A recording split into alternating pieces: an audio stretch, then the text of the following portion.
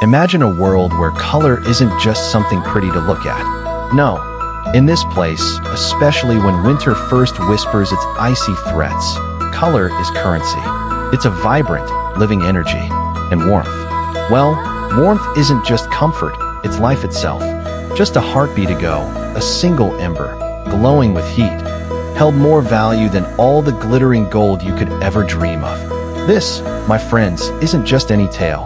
It's the story of a brave little bunny, a hero named Lark, who traded every single shade of himself, every vibrant hue, every memory etched in color, so his family could live to see another glorious spring. It's a story about what we truly value, and what we're willing to give up for the ones we love. Then, out of nowhere, the frost hit. It wasn't a gentle snowfall or a slow chill. It was a scream, sharp and sudden, ripping through the air. No clouds gathered, no wind howled a warning. Just a blinding white crack, racing across the grass like a silent explosion. In 3 seconds flat, the meadow's entire palette, usually a riot of rainbows, flipped to bone-chilling white. Suddenly, the rules of survival were stark. If your fur still glowed with its natural hue, you were alive, vibrating with life. But if it dulled, if your colors faded even a little, you were already freezing from the inside out, the cold seeping into your very soul. That's the exact, terrifying moment our hero's ears twitched. Why? Because his mother's beautiful violet stripes, usually so rich and deep, were flickering, dimming, like a dying bulb desperately trying to hold on to its last spark. He knew, deep in his tiny bunny heart, that everything had just changed. Before this cruel cold, the warren wasn't just alive. It pulsed with color, a symphony of vibrant life. Papa's cheeks, for instance, didn't just have a touch of cinnamon. They blazed with it, radiating a cozy, comforting glow. And little sister? Her tail wasn't just pink. It cycled through shades of electric, neon pink. Whenever she giggled, a joyful, energetic display. Here, colors weren't merely decoration. They were life, they were warmth. They literally radiated heat. You could actually close your eyes and almost feel the sun just by looking at the magnificent, glowing fur of your loved ones. Our hero, Lark, well, he carried the wildest, most spectacular gradients of them all. He had sunrise orange, flowing down his back like a permanent dawn. His paws adorned with moss green socks, so vivid they looked like they'd just sprung from the earth. And then, that streak of midnight on his forehead, a deep, shimmering blue-black, sparkling like a miniature galaxy, full of untold wonders. When he hopped, it wasn't just movement. Heat waves visibly rippled out from him, and the flowers around him would actually lean in, as if basking in his personal warmth. Neighbors would often whisper, marveling, that his family had hit the chromatic jackpot. They just glowed brighter than a midsummer bonfire, a beacon of life and cheer. Nights were magical, filled with games of glow tag, where they'd leave trails of warm, lingering light, hovering in the air like playful fireflies. In those days, no one owned a coat, because no one needed one. The very word, freeze, felt alien distant. Stories of the ancient, terrible frost were just shrugged off as quaint fairy tales, the kind grandmas told, to make their kids finish their carrots. Lark's biggest worry back then, honestly, it was keeping his splendid green socks clean while mud puddle jumping. Spoiler alert, he never, ever managed it. His world was full, vibrant, and utterly secure. Then, without warning, the sky cracked. It wasn't thunder, it was a sound like glass breaking, but in reverse, sucking the life out of everything. And just like that, every single hue in the meadow, every glorious color, dropped 2 shades, instantly muted, diminished. The pond, a moment ago shimmering with life, glazed over so fast that 2 goldfish were frozen mid-leap, suspended forever, in their desperate attempt for freedom. Lark felt the temperature plummet out from under his very paws. His vibrant orange dulled first to a pale peach, then to a lifeless beige. Instinct, raw and primal, screamed within him. Color fading equals countdown. This wasn't just a chill, it was an existential threat. He instinctively herded his family into the burrow, hoping for safety, for refuge. But the frost, a relentless, silent stalker, followed. It slid under the door, a flimsy barrier woven from dandelions seeping into their sanctuary. Inside, their once radiant glow dimmed, frame by frame, like a fading photograph. Mama pressed her violet fur against his forehead, a gesture of "I love you" that used to spark with warmth and light, now barely a glowworm's flicker. Papa's rich cinnamon, browned out, losing all its fiery depth. Little sister's joyous pink, sputtered, struggling to hold on. Lark, desperate, tried everything. He rubbed their fur, blew warm breath onto their fading coats, even stacked candles of dried clover, hoping to rekindle some heat. But fire, he quickly learned, doesn't start when the very air itself is hungry for warmth. Within minutes, the burrow transformed. It became a refrigerated jewelry box, still beautiful in its structure, but utterly lifeless, silent, and deadly. Outside, the horror was widespread. Neighbors squealed in terror as their own vibrant colors drained away to a uniform, desolate gray. The entire meadow looked like an old photograph, someone's precious memory, left in the rain, edges blurring, vibrant recollections, washing away into nothingness. Lark's heart hammered, faster than a woodpecker on espresso, a frantic drumbeat of pure panic. Then, a memory surfaced, a tale his grandma had told. When the world goes monochrome, when all hope seems lost, an ember in the hearth is the only reset button. But embers, he knew, came at a cost. A very, very big cost. Driven by a desperate hope, Lark darted out, his paws barely skimming the silvered, frosted grass. Half-frozen butterflies, once symbols of fleeting beauty, now flapped weakly to the ground, like torn, discarded paper. He needed answers, and he needed them fast. At the far side of the meadow stood the elder tree, a colossal sentinel, older than weather itself, its bark etched with ancient symbols that only revealed themselves when the world dipped below freezing. Lark pressed his dulling forehead against its rough trunk, seeking guidance.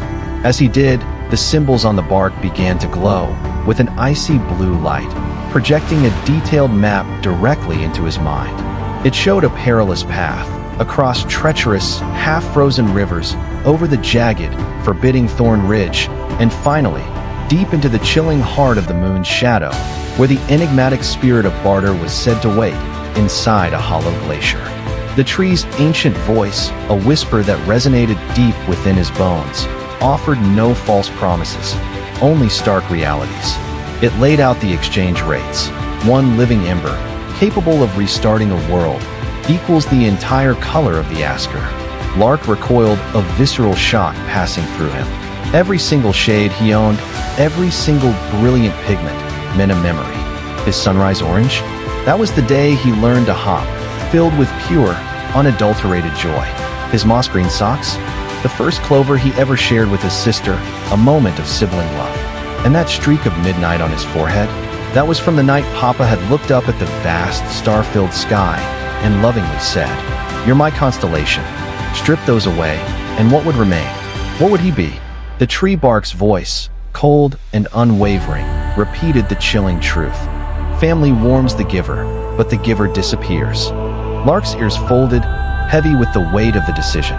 His pulse sounded like a drum roll just before the guillotine drop, a terrible finality. Still, he pictured Mama's vibrant violet extinguishing completely, fading into nothingness.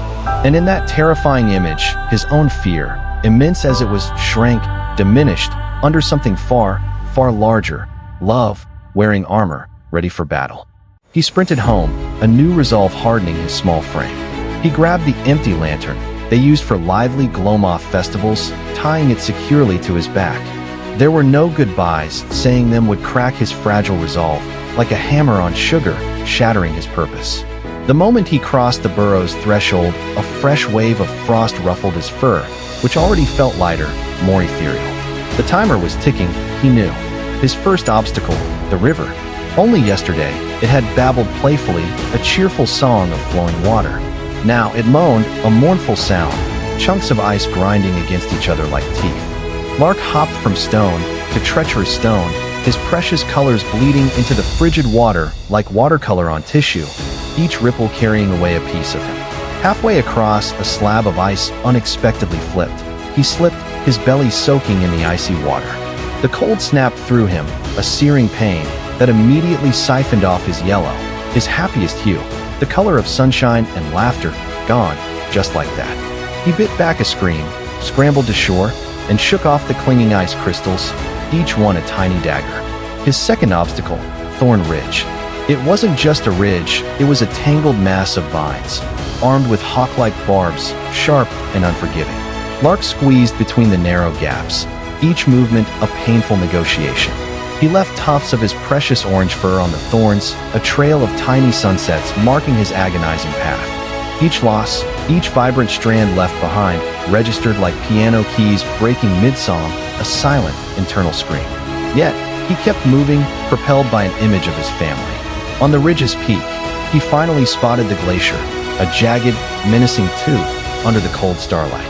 It looked deceptively close, but distances, he was learning, stretch impossibly when you're paying with pieces of yourself. His third and most insidious obstacle, the mirror field. This was no ordinary snow. It was so polished, so reflective, that it mirrored your deepest, most paralyzing fear.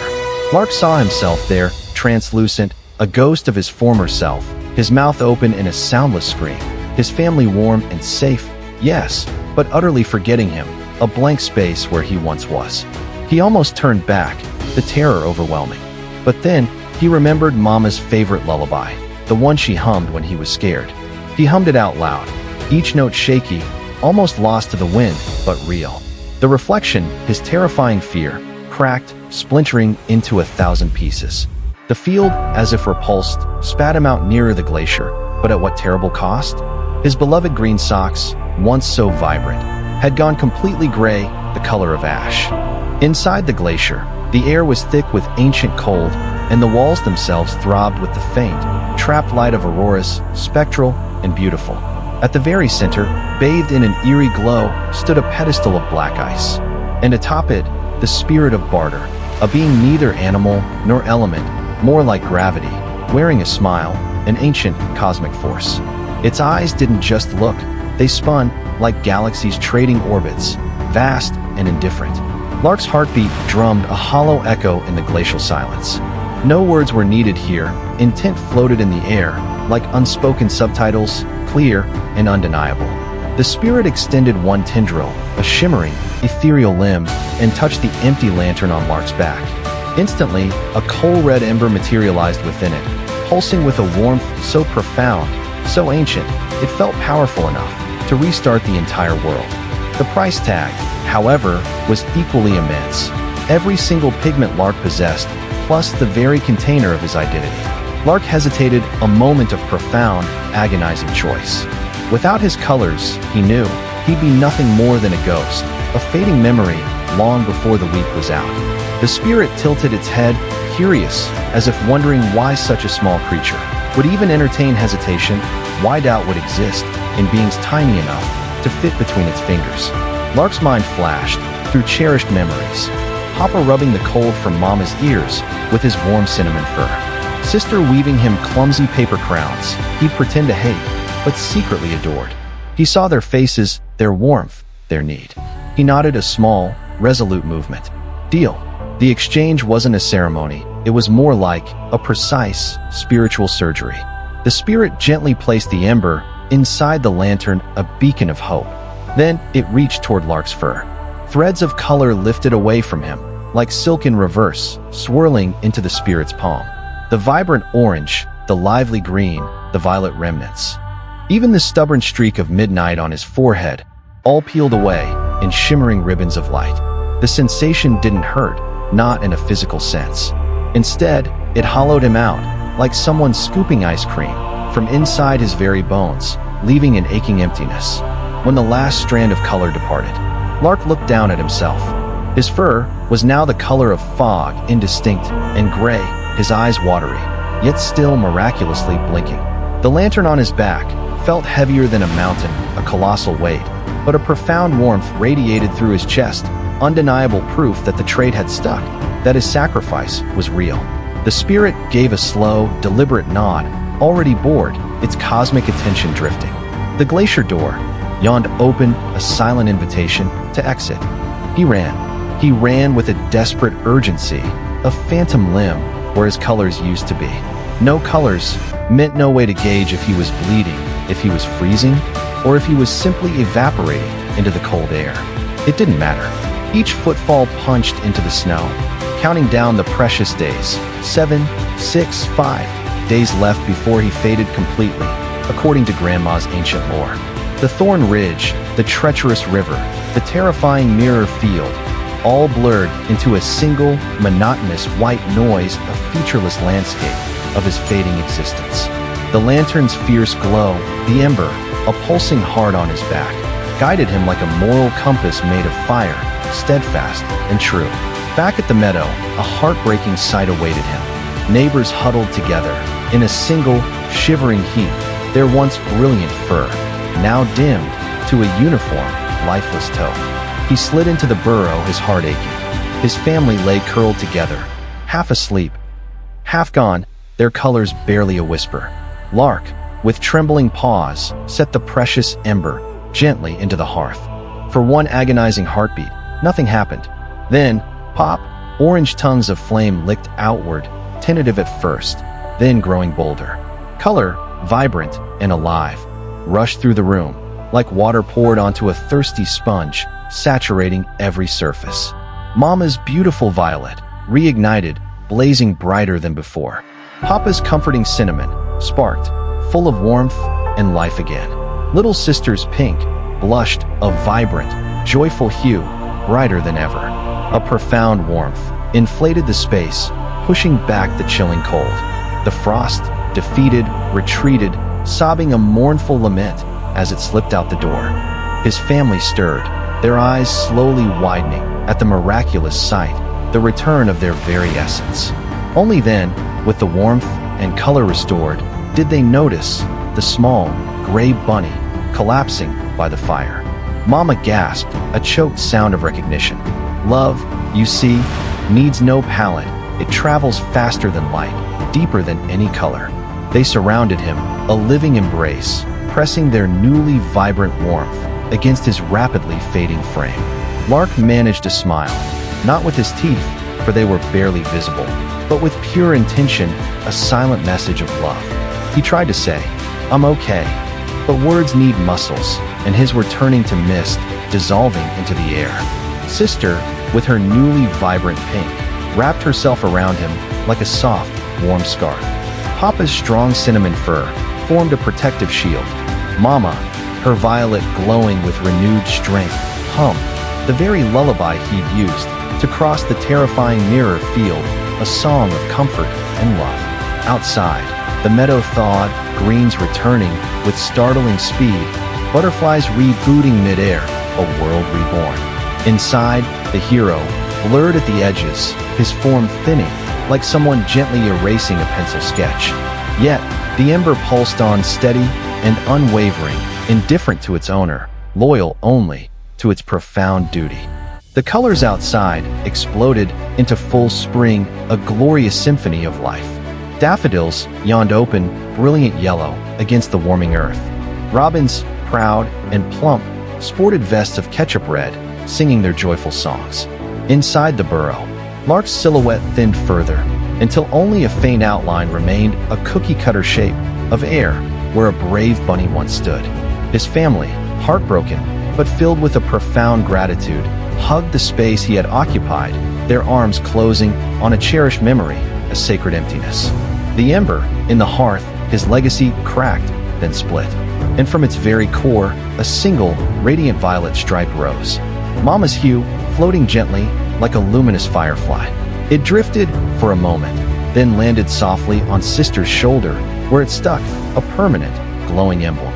It was a message without words, clear as day. He never truly leaves, not as long as they remember, as long as they carry his love. They cried, yes, but the tears felt warm, almost like his fur used to feel, a testament to his enduring love. Neighbors, drawn by the miraculous return of spring and the quiet sorrow, gathered, forming a circle of living rainbow, each hue a silent promise. A promise to keep the ember alive, to keep Lark's incredible story alive forever. They sang, their voices weaving through the burrow, out across the meadow, up into the clouds that softened and finally let the sun speak again, warm and golden. Somewhere inside that song, Lark's name fluttered, repeated, whispered, until it became less a word and more a feeling: safety, warmth, sacrifice. If you stand in that burrow today, they say, you can still hear the faint echo of his heartbeat in the hearth, steady as the tide, gentle as the moment, just before a loving hug. So what did the frost learn that day? It learned that colors, true colors, can be given, but they can never truly be stolen. And every creature in that reborn meadow now teaches its kids a vital lesson. Bravery isn't the loudest roar, it isn't the biggest muscles. No, real bravery is the quiet, profound trade of everything you are, every part of your being. So someone you love can keep their light, keep their warmth. Lark's physical outline may have vanished, but gradients of him, echoes of his vibrant spirit, glow in every sunset they witness together, in every shared laugh, in every warm embrace. Next time you see a bunny with socks a little muddy, perhaps a touch less vibrant than they could be, remember this. Somewhere under the spring grass, an ember hums the silent testament to a hero who once traded his entire rainbow for it. If this story warmed you even a single degree, please pass it on, because warmth, just like color, only truly counts when it's shared. And if you want more tales where love wears armor and animals teach us how to human better, well, you know what to do. But first, promise me this: hug the person next to you, because no one, absolutely no one, ever truly fades when they are held. Please subscribe!